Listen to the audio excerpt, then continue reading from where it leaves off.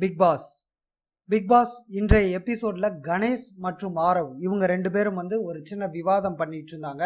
அந்த விவாதத்தோட மைய கருத்து என்ன அப்படின்னா, ஓவியா மனநலம் பாதிக்கப்பட்டவரா அப்படிங்கிற ஒரு பாயிண்ட்டை தான் அவங்க விவாதிக்கிறாங்க. கணேஷ் என்ன சொல்றாருன்னா, நம்மளெல்லாம் உள்ள அனுப்புறதுக்கு முன்னாடி எல்லாரையும் மெடிக்கல் செக்அப் பண்ணாங்க, எல்லாமே பண்ணிட்டு தான் அனுப்பிச்சாங்க. அப்படி மனநலம் பாதிக்கப்பட்டவங்களோ இல்லை ஏதாவது ஃபால்ட் இருந்தா அங்கேயே ஓவியா செலக்ட் ஆயிருக்க மாட்டாங்க அப்படிங்கிற மாதிரி எடுத்து சொல்லிட்டு இருக்காங்க. அப்போ ஓவியா உள்ள வர்றாங்க, அந்த டயத்துல என்ட்ரு ஆகுறாங்க. இப்போ இவங்க இரண்டு பேர் பேசுனதை வச்சு பாக்குறப்ப ஆரவ் என்ன பாயிண்ட்ல இருக்காருன்னா, ஓவியா மனநோயாளி அப்படிங்கிற கண்ணோட்டத்துல பாக்குறாரு. இவங்க ரெண்டு பேர் இப்ப விவாதிச்ச இந்த விவாதம் இதோட முடியும் அப்படின்னு எனக்கு தோணல.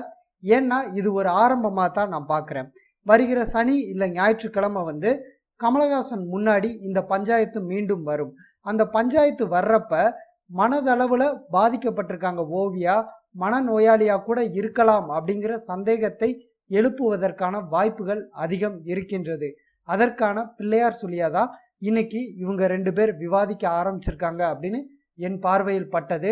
ஓவியா மனநோயாளியா இல்லையா அப்படிங்கிறத பார்க்குற ஆடியன்ஸ் நமக்கு தெரியும். நடக்கிற அத்தனை விஷயங்களுக்கும் காரணம் என்ன அப்படிங்கிறது நமக்கு தெரியும்.